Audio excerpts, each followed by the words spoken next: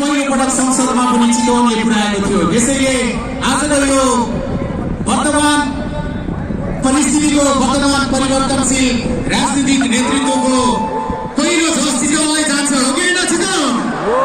तपाईहरु भाग्यमानी हुनुहुन्छ, तपाईहरु धन्यवादको पात्र हुनुहुन्छ जसले आजको परिवर्तनको नेतृत्व गरिरहनु भएको छ, जसले राष्ट्रिय स्वतन्त्र पार्टीको नेतृत्व गरिरहनु भएको छ, जसले नयाँ आशाको नेतृत्व गर्नुभएको छ।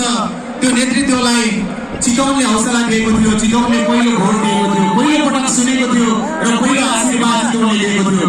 त्यसैले यो परिवर्तनको पहिलो जोस चितवनलाई जान्छ है। र पहिलो हुनुको केही मुख्य जिम्मेवारीहरू पनि हुन्छन्। म पनि मेरो घरको पहिलो सन्तान हो। मैले मेरो घर चलाउनको लागि अलि बढी भूमिका निर्वाह गरेको छु, अलि बढी आँसु बगाएको छु। स्वर्ण युवाज्यू हाम्रो पार्टीको कर्मिलो महिला नेत्री सविता गौतमज्यू, मञ्चमा आसीन पार्टीका विभिन्न तह र तबकामा रहेर काम गरिरहनुभएका सहयोगका साथीहरू, चितवन जिल्लामा चुनावी अभियानमा अहोरात्र खटिरहनुभएका सहयोगका साथीहरू, उपस्थित आदरणीय आमा बुवा दाजुभाइ दिदीबहिनीहरू, पत्रकार मित्रहरू, सुरक्षाकर्मी मित्रहरू, सबैलाई एकमुष्ट रूपमा हार्दिक नमस्कार। जय एनपी। प्रिय नमस्ते नमस्ते नमस्ते नमस्ते। तपाईहरुको फेभरेट कलर कुन हो? रङ नीलो। तपाईहरुको फेभरेट बाजा कुन हो? बाजा बजाउन मिल्ने चिज। यसपालि के गर्ने त्यसलाई?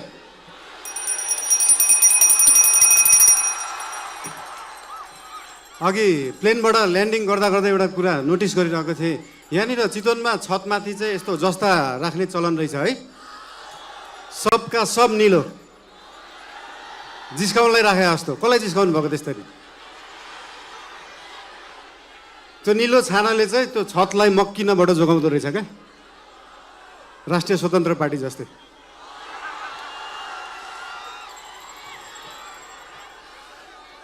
चितवन अघि झर्दै गर्दाखेरि एकजना भाइले भन्नुभयो, दाइ देशभरि जाँदाखेरि जसरी टुरिज्म प्रमोसन गर्नुभएको थियो एकचोटि चितवनको पनि टुरिज्म प्रमोसन गरिदिनु होला भनेर। मैले भने मेसीलाई फुटबल खेल्न सिकाउनु पर्छ, रोनाल्डोलाई फुटबल खेल्न सिकाउनु पर्छ। हाम्रो चितवनका हाम्रा थारू समुदायमा भएका होमस्टेहरू, रिसोर्टहरूमा देख्न सकिन्छ कि यहाँको उत्पादन, यहाँको लुगा, यहाँको म्युजिक, यहाँको खानेकुरालाई कसरी उहाँहरूले टुरिज्म प्रमोसनको लागि उहाँहरूले विश्वमा चिनाउनु भएको छ। त्यो हेर्दाखेरि चितवनले चाहिँ देशलाई टुरिज्म प्रमोसन सिकाउनुपर्छ। हार्दिक IVF and Fertility Center, where miracles come to life. घरमा खाने आफ्नो लोकल खाना, आफ्नो लोकल परिकार घरमा खाने, त्यो लोकल परिकारलाई एउटा इन्टरनेसनल क्युजाइनको रूपमा उहाँहरूले प्रस्तुत गर्न सक्नु भएको छ। त्यो पुरै देशले सिक्न जरुरी छ। सिकाउने हेर्नु त चितवनवासीले पुरै विश्वलाई टुरिज्म प्रमोसन। राम्रो कुराहरू यहाँको ठाउँहरूको धेरै छन्। एउटा समस्या रहेछ यहाँ, हरेक वर्ष न्युजमा देख्न पाइन्छ किसानले बाटोमा दुध पोखाएको, तरकारी फालेको। त्यो के रहेछ भन्दाखेरि किसानले सही बजार नपाएको, किसानले सही मूल्य नपाएको एउटा समस्या रहेछ। केही सीमित बिचौलिया, केही सीमित नेताहरूको एउटा सिन्डिकेटले गर्दाखेरि पारी जुन अनुदानले कृषि हुन्छ त्यो सस्तो जस्तो देखिन्छ।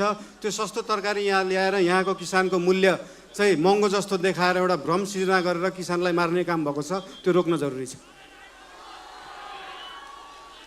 फेरि यो चिज समाधान गर्दै गर्दाखेरि ओहो महँगो तरकारी खानुपर्ने भयो जस्तो लाग्ला, त्यो भ्रम हो। त्यो भ्रमलाई चाहिँ चिर्न जरुरी छ।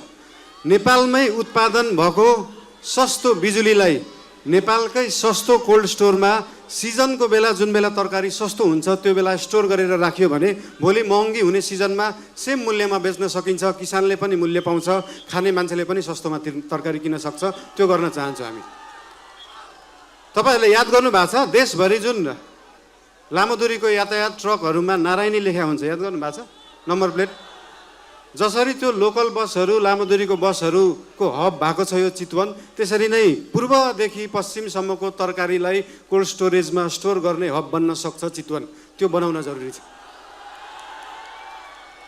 देशवासीलाई आफ्नै तरकारी खुवाउन जरुरी छ र किसानलाई सही मूल्य दिन जरुरी छ।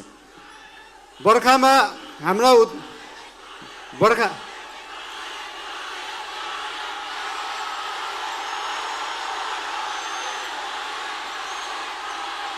आई लभ यु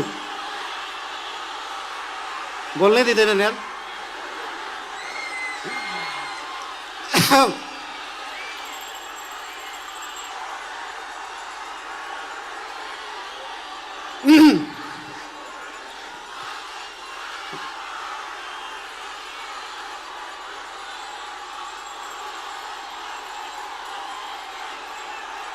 गीत बजाम नाचम। बर्खाको बेला नेपालमा उत्पादन भएको बिजुली खेर गइरहेको हुन्छ। सुक्खामा हामीसँग आफै बिजुली हुँदैन, तर त्यो बिजुली स्टोर गर्ने ब्याट्री त छैन जस्तो लाग्छ हामीलाई, तर छ।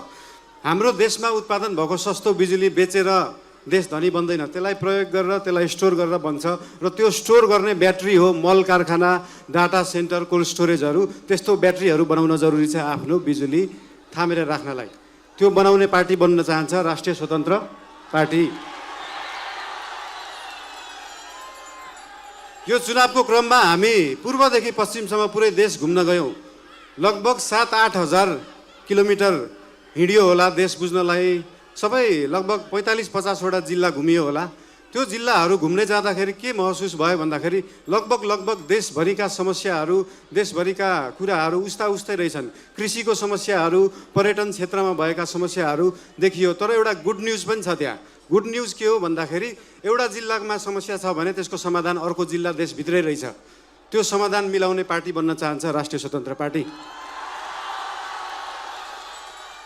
हाम्रो देश हेटौडा सिमेन्ट कारखाना जस्तै भएको छ।